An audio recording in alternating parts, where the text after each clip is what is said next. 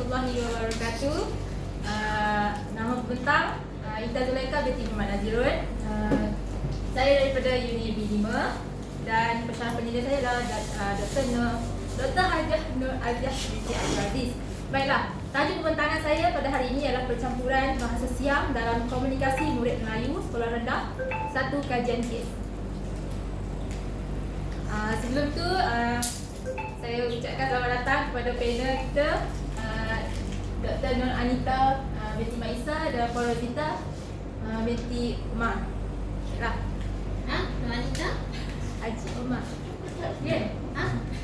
Bapak saya apa? Tak, bukan. Puan Rozita. Puan Rozita. Baiklah, kandungan saya ialah pengenalan, pernyataan masalah, objektif, persoalan kajian, skop dan batasan, model kajian, kerangka konseptual, metodologi, dapatan kajian, kesimpulan dan rujukan. Baiklah, kita pergi dulu kepada pengenalan. Sebelum kita masuk mendalam mengenai kajian saya, kita masuk pengenalan, iaitu yang pertama ialah percampuran bahasa lah. Jadi, seperti kita tahu, percampuran bahasa ni ialah satu percakapan yang mengandungi campuran pelbagai bahasa dalam komunikasi, walaupun dasar dia menggunakan bahasa Melayu. Jadi kalau melalui percampuran bahasa ni kita dapat lihatlah orang tidak endah ataupun memandang enteng sebab menganggap bahawa bahasa selain daripada bahasa Melayu merupakan bahasa komersial. Jadi dia lebih membawa prestasi orang itu lebih melonjak tinggi berbanding menggunakan bahasa kebangsaan lah. Kemudian daripada situ juga percampuran bahasa, kita tahulah ada kesalahan bahasa, aspek tata bahasa, struktur ayat, ejaan, istilah dan penggunaan bahasa ni dianggap sebagai pencemaran bahasa. Dan BDP itu sendiri, Dewan Bahasa dan Pustaka lah, yang mengatakan bahawa punca-punca pencemaran itu, pencemaran bahasa merupakan salah satu daripada pencampuran bahasa itu sendiri. Baiklah, yang kedua pula, golongan muda kini suka mencampurkan bahasa dalam pertuturan kerana dianggap moden dan banyak dipengaruhi oleh rakan sebaya.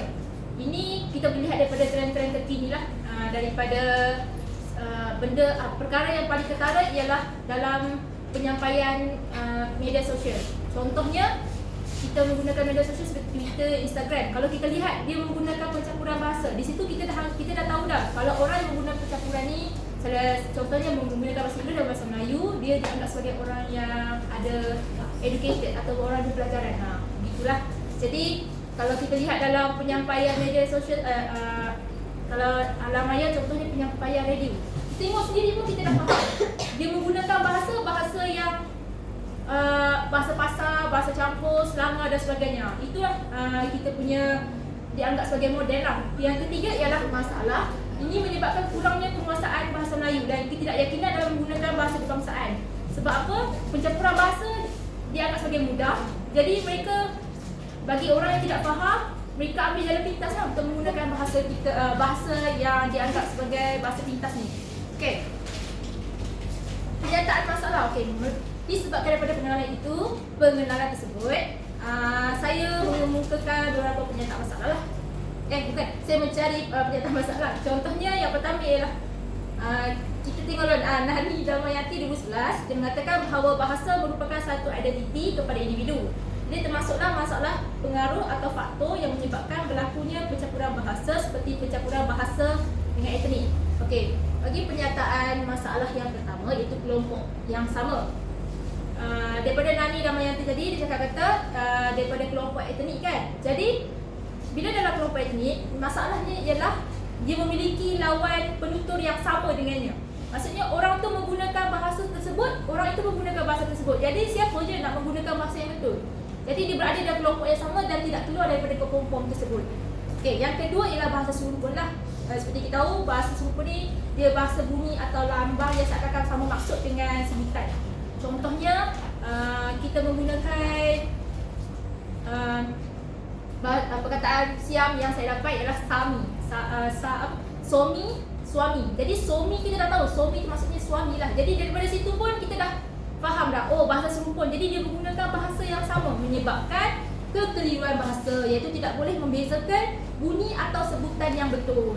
Jadi bila dah berlakunya kekeliruan bahasa ni lah, kita dapat tengok daripada segi dia punya penulisan dia, daripada segi akademik dia, dari segi pencapaian dia itu sendiri. Kemudian masalahnya lagi ialah mengikut trend terkini. Seperti yang saya sebutkan dalam pengenalan saya, ialah dia mengikut trend-trend yang terkini. Dan bukan sifat yang paling menonjol dalam kalangan orang muda sekarang yang sikap menunjuk kepada orang lain, menunjukkan dia lebih hebat daripada orang tersebut. Jadi inilah salah satu faktor yang mungkin faktor yang menyebabkan masalah percampuran bahasa atau bahasa rojak itu sendiri berlaku. Kemudian yang terakhir ialah masalah pengaruh sekitaran yang didorong oleh teknologi canggih dan gaya hidup moden, di mana seperti yang saya sebut, banyak komunikasi media yang menggunakan bahasa-bahasa percampuran yang menyebabkan tiada langsung batasan daripada penggunaan bahasa yang betul. Baiklah, objektif kajian saya yang pertama ialah mengenal pasti penggunaan bahasa Siam dalam komunikasi murid Melayu. Yang kedua ialah menjelaskan faktor yang mempengaruhi penggunaan bahasa Siam dalam komunikasi murid Melayu.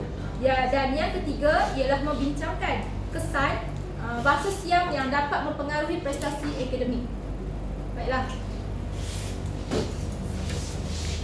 Soalan kajian yang pertama, soalan saya adalah, adakah terdapatnya penggunaan bahasa Siam dalam komunikasi murid Melayu? Soalan kajian saya juga adalah, adakah terdapatnya faktor yang mempengaruhi penggunaan bahasa Siam dalam komunikasi murid Melayu? Dan yang ketiga, adakah terdapatnya kesan bahasa Siam dalam mempengaruhi prestasi akademik? Oleh itu, saya menggunakan kerangka konseptual, iaitu saya ada tajuk, objektif, iaitu objektif saya mengenal pasti penggunaan bahasa Siam. Yang kedua, menjelaskan faktor. Yang ketiga, membicarakan kesan akademik lah. Yang lepas saya ada menggunakan teori. Kemudian ada tempat kajian. Tempat kajian saya adalah di negeri kita, jauh sikit lah dari sini. Okey, kemudian populasi dan peserta kajian. Kemudian kaedah kajian, saya menggunakan kaedah membuat analisis dokumen dan senarai semak. Kemudian saya menggunakan analisis data ialah data deskriptif kualitatif. Okey, baiklah. Okey, skop dapatan dari kajian saya. Okey, saya menjalankan kajian saya di SK Kubur Panjang di Kedah. Dan saya menjalankan kajian saya ke atas 3 orang murid yang berlainan tahun, tetapi menuntut di sekolah yang sama yang dikesan menggunakan percampuran bahasa Siam dalam komunikasi. Dan daripada ketika saya menjalankan kajian, saya menggunakan 3 kaedah, iaitu pemerhatian senarai semak, analisis dokumen dan juga temu bual. Apa yang penting dalam kajian saya ialah, yang pertama, kepentingan saya adalah dapat membantu kajian yang akan datang untuk mengenal pasti pencampuran bahasa Siam dalam komunikasi bahasa Melayu. Yang kedua ialah memberi satu bukti kajian adanya berlaku pencampuran bahasa Siam dalam komunikasi bahasa Melayu di kawasan tersebut.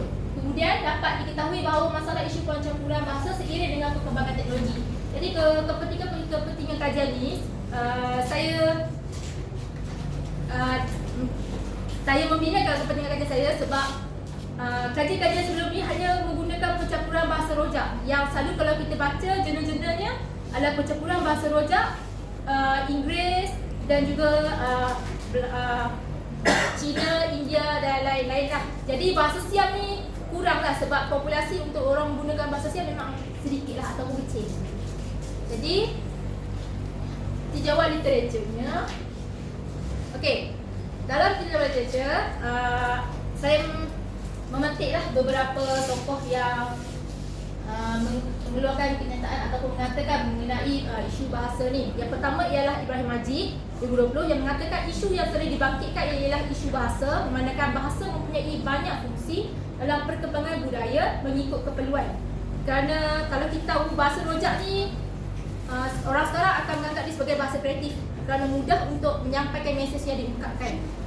Kemudian kita tengok pula kepada Dialekti. Dialekti ni adalah satu, saya baca, saya metik daripada satu artikel ataupun dalam surat khabar lah. Okay, dia menulis sebuah artikel mengatakan bahawa bahasa rojak menghilangkan jiwa bangsa dan dia mengulas peranan-peranan pihak tertentu untuk menangani isu bahasa rojak. Contohnya ialah peranan-peranan daripada pihak DPP sendiri. Kemudian Hidayah Syafi'i 2019 Beliau mengatakan bahasa rojak sebagai satu jenis penulisan atau lisan yang diartikan sebagai campuran pelbagai bahasa dalam satu-satu pertuturan. Ini termasuklah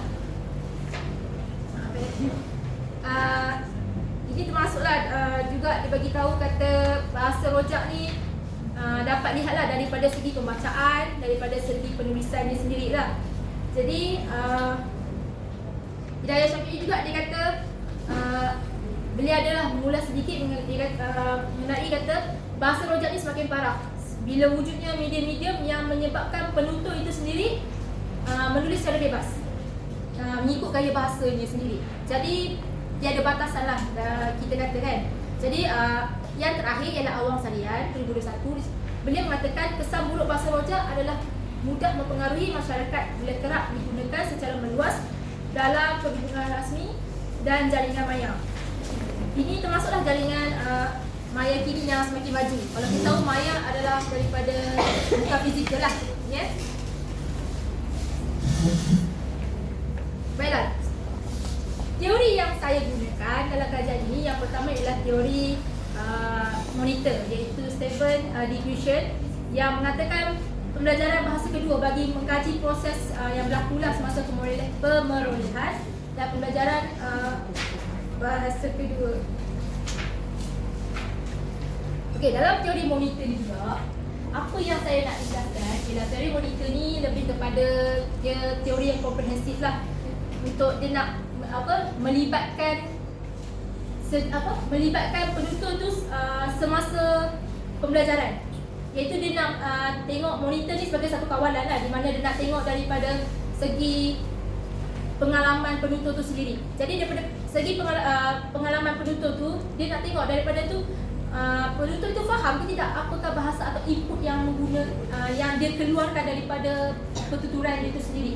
Jadi kalau contohnya kalau tak kuasai, mungkin cikgu boleh gunakan kaedah-kaedah lain lah daripada teori monitor ni kan. Yang pertama, mungkin cikgu tu boleh menggunakan teori nahu terjemahan, teori komunikatif dan juga teori kaedah terus. Bukan teori nahu terjemahan, kaedah terus, kaedah komunikatif. Maaf ya. Jadi kalau kita tengoklah dalam teori ni juga, dia lebih kepada kalau lebih banyak penutur tu terdedah pada bahan bacaan, makin banyaklah dia punya kosakata ataupun dia punya pengetahuan dia. Jadi nak tengoklah dia orang kata apa, relate-kan daripada pengetahuan, daripada pengalaman, daripada dia ungkapkan. Itulah. Kemudian kita tengok kepada pula teori trigolasi. Terima kasih. Maaf saya. Baiklah, dalam teori ini saya menggunakan analisis dokumen terhubung dengan pematah senar semak, sebab saya nak tengok perkaitan antara tiga-tiga objektif saya itu sendiri. Sebab saya menggunakan teori ini untuk saya nak dapatkan kesahan data yang tepat lah, di mana saya menggunakan instrumen yang sama kepada ketiga-tiga peserta kajian saya. Dan teori trigolasi ini juga, kalau kita tahu, dia menjalankanlah dia mengumpul data melalui tiga aspek, iaitu masa, ruang dan pemerhati dengan pelaksanaan berbeza. Jadi kita menggunakan ketiga-tiga instrumen ini pada hari yang berbeza. Seperti saya menjalankan kajian saya selama seminggu di sekolah tersebut. Okey, reka bentuk kajian. Reka bentuk kajian saya adalah kajian kes, di mana kajian kes ini adalah satu kajian pendidikan yang secara mendalam, yang kita kaji untuk individu, kumpulan ataupun peristiwa. Kemudian saya menggunakan deskriptif kualitatif, iaitu lebih kepada lisan dan juga kepada penceritaan lah. Kemudian sampel yang saya guna ialah persampelan secara rawak dan kepada tiga orang murid Melayu di sekolah yang sama. Instrumen kajian saya menggunakan temubual, pemerhatian senar semak dan analisis dokumen. Seperti anda tengok di hadapan. Okey, inilah contoh temubual saya.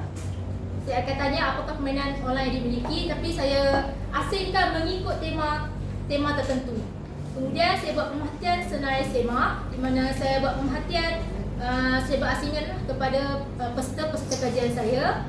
Kemudian saya melakukan analisis dokumen hasil daripada kerja rumah ataupun karangan yang telah dilakukan oleh peserta kajian sebelum ini. Seterusnya ialah kesahan dan kebolehpercayaan. Okey, kesahan ni bermakna dan boleh diguna pakai untuk ketetapan sesuatu instrumen supaya data boleh diterjemah mengikut skop kajian.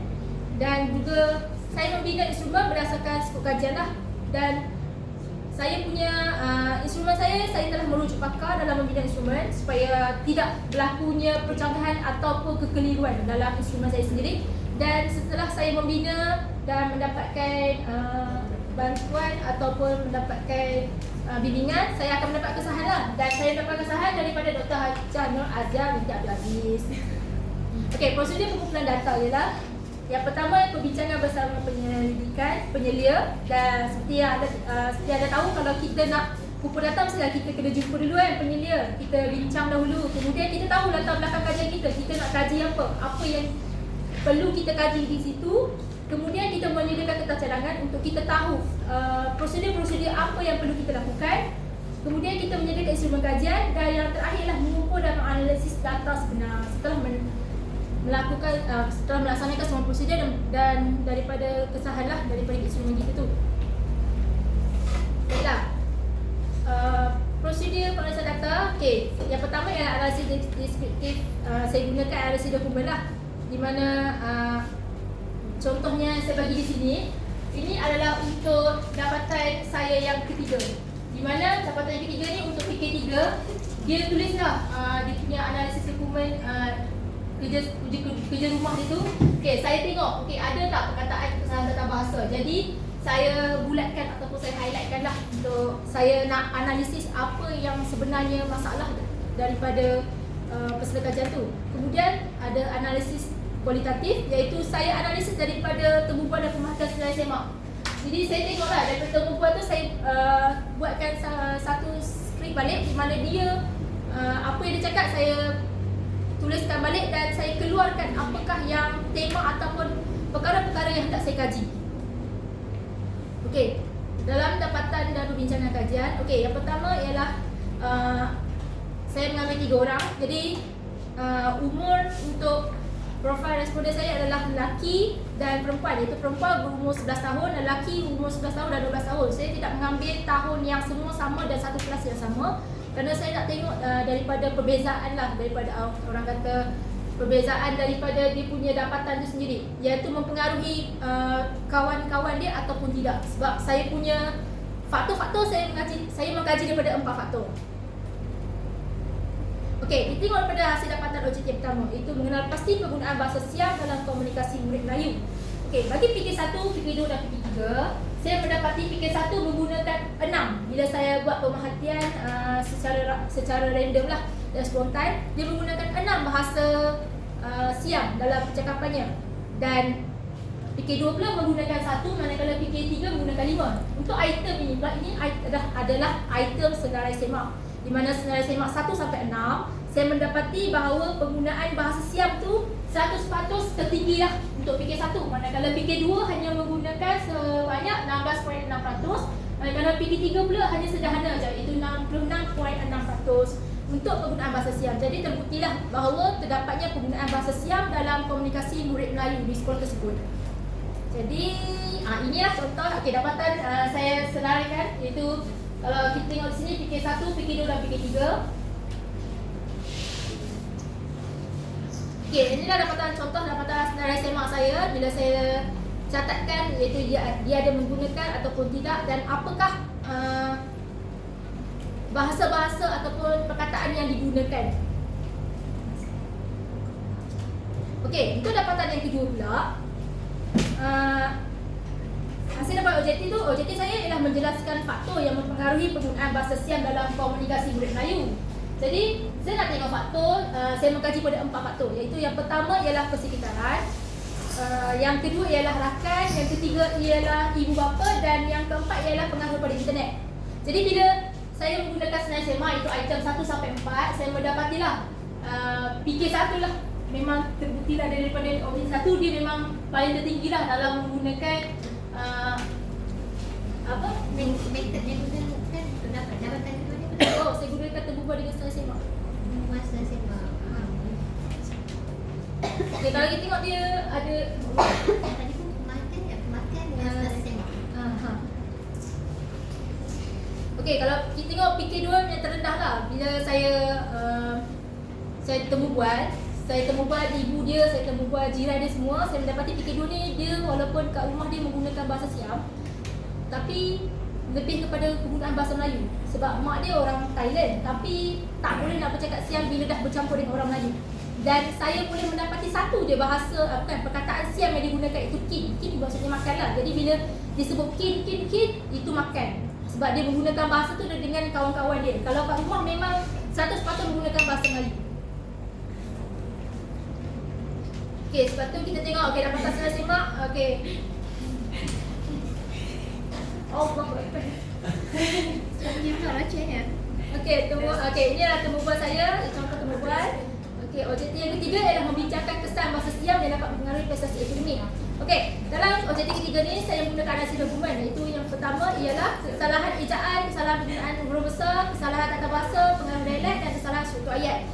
Kalau ikut Abdul Rasid Jamian, beliau mengatakan permasalahan membaca wujudnya kekeliruan mengecam huruf besar dan huruf kecil ketika membaca yang akhirnya memberi kesan kepada penulisan. Jadi saya menggunakan data teori triangulasi itulah untuk mendapatkan dia punya berkaitan lah. Jadi daripada dia menggunakan bahasa Siam, apakah faktornya, kemudian kesan apakah kesan daripada prestasi dia lah. Jadi saya mendapati memang berlakunya kesan bahasa Siam lah yang mempengaruhi prestasi akademik. Contohnya kalau kita tengok kat sini kan, dia menggunakan perkataan cabar, carrot ni carrot lah, tapi lobak merah kan, tapi dia menggunakan perkataan carrot dengan cabar maksudnya cili. Okey, implikasi kajian yang pertama ialah murid lah. Murid ni lemah dalam tata bahasa dan tidak dapat membina huraian dengan baik dalam penulisan tata bahasa. Sebab kita tengok murid ni dia punya kalau pembacaan dia kurang, penulisan dia kurang, maka dia punya akademik dia berkurang lah. Sebab dia tak ada pengetahuan atau pendedahan apa-apa mengenai bahasa tu sendiri. Kemudian guru sekolah apa yang boleh buat ialah membantu. Kajian saya ialah membantu guru merancang strategi dan kaedah pembelajaran yang lebih berkesan lah. Sebab kita tahu penggunaan bahasa ni dah dapat memberi kesan pada prestasi. Jadi guru-guru ni perlulah merancang satu strategi atau kaedah lah. Kemudian kepada APJM juga, kajian saya dapat memberi pengetahuan lah umum mengenai permasalahan ini untuk melatih guru-guru baru untuk merancang PDP dengan lebih berkesan. Supaya kita dapat sedialah untuk ke hadapan kelak nanti. Okey, cadangan kajian lanjutan yang pertama dijadikan sebagai satu rujukan untuk kajian lanjutan pekerja-pekerja lain. Sebab saya punya kajian saya ni bahasa Siam, pencampuran bahasa Siam ni adalah sangat kurang, memang tak jumpa langsung. Jadi lebih kepada bahasa rojak. Okey, yang kedua ialah meluaskan lingkungan kajian di sekolah-sekolah di kawasan Tungku Panjang dan menjalankan kajian dengan lebih lama. Sebab saya punya kajian adalah 1 minggu, jadi lebih lama lah kita di situ, lebih lama kita dapat dapatan yang lebih utuh. Sekian, itu sahaja daripada saya. Okey, rujukan saya.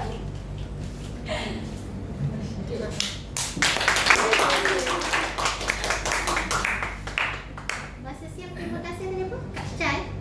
Kak Chai. Kak Chai. Itu Cikgu Nisan Sulaika. Okey, saya cikgu ada pembentangan express macam express rakyat. Okey, ada sedikit lah beberapa teguran. Cuba tengok model kajian.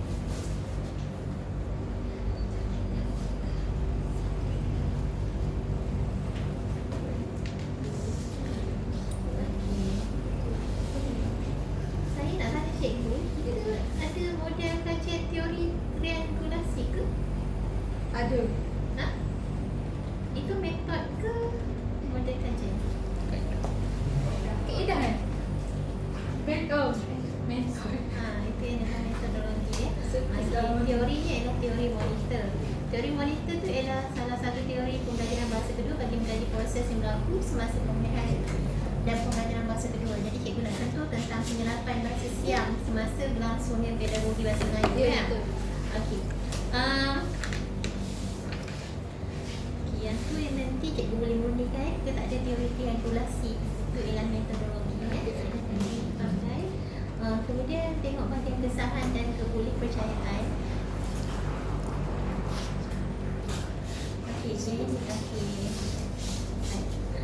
Bila kita melaksanakan satu kajian penyelidikan di bawah penyelidik yang sama, kita tak boleh guna kesahan daripada penyelidik yang sama.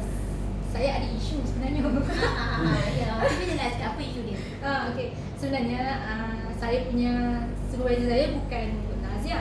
Sebelum Okey. saya dapatkan pengesahan tu memang bukan saya ada Nazia. Okey. Lepas tu bila dah ada kes-kes tu, saya barulah dapat bawah Dr. Azia. Tapi lepas bawah Dr. Azia tu saya dah buat saya dah dapatkan dapatan saya dekat sekolah dah. Maksudnya saya dah keluar pergi dapatan semua, baru saya buat dapatan, baru saya diletakkan kepada Dr. Azia. Jadi saya teruskan je lah. Adakah penukaran itu secara rasmi? Secara rasmi. Pada kejabatan? Dia ada keluarkan surat ke? Dia Uh, lisan je? tak pasti lah, tapi memang dah secara rasmi ditukarkan dengan KJ. Sebelum ni dengan siapa? Puan Izzah. Waliza. Itulah macam nanti dia bukan isu apa lah, dia nampak macam bias lah sebab penyelidik sendiri yang mengesahkan kandungan tu. Saya itulah nanti akan datang, mana tahu nanti sama master kan, dia tidak boleh pengesahan kandungan tu oleh penyelidik yang sama. Okey. Baik. Kemudian okey, saya dapati juga ada 3 soalan. Tak pula lah saya sonok macam masa siap ni. Okey, baik. Objektif yang pertama, mengenal pasti guna masa siap dalam komunikasi murid Melayu. Cikgu menggunakan kaedah pemerhatian. Sorry, bukan yang itu. Saya nak tanya objektif yang kedua. Objektif kedua, menjelaskan faktor yang mempengaruhi penggunaan bahasa siap dalam komunikasi murid Melayu. Cikgu menggunakan instrumen menggunakan kaedah temu bual kan? Temu bual Dengan senarai semak. temu bual dan senarai semak. Okey, kaedah temu bual tu cikgu persembahkan dengan menggunakan cara apa? Maksudnya? Tak faham soalan. Dia mudah je, cikgu menggunakan kaedah temu bual, tapi cara cikgu mempersembahkan kaedah temu bual tu dengan cara apa? Saya guna video kualitatif. Dia punya apa kata? Senyap, yang lain? Saya guna jadual. Jadual. Temu bual. Temu bual. Mana cikgu punya instrumen temu bual tu? Contohnya yang ni lah. Okay, lepas tu cikgu persembahkan dalam bentuk apa? Ni kita belajar. Kita dah ambil kaedah, kita gunakan kaedah temu bual kan. Cikgu dapatkan kaedah temu bual tu dengan cara apa? Rakaman. Rakaman. Lagi lepas tu cikgu persembahkan macam mana? Sebabkan melalui Dalam bentuk deskriptif analisis analisis transkripsi. Ada sebut tak analisis transkripsi? satu buah deskriptif tu. Transkripsi secara deskriptif. Apa maksud deskriptif tu? Secara lisan ataupun cara kita penceritaan semula kan. Deskriptif dalam kajian penyelidikan. Maksudnya apa? Saya cakap nak berisik ni. Apa dia? Deskriptif. Apa maksud deskriptif lah? Yang kekerapan peratusan. Itu lain. Deskriptif ni adalah secara Huraian. Soalan huraian. Okey, cikgu dah temu buat, cikgu dah rakam. Daripada rakaman tu cikgu translate kan dalam bentuk penulisan. Lepas tu cikgu kena ulas balik. Cikgu sambung master kan? Sambung master tak? InsyaAllah.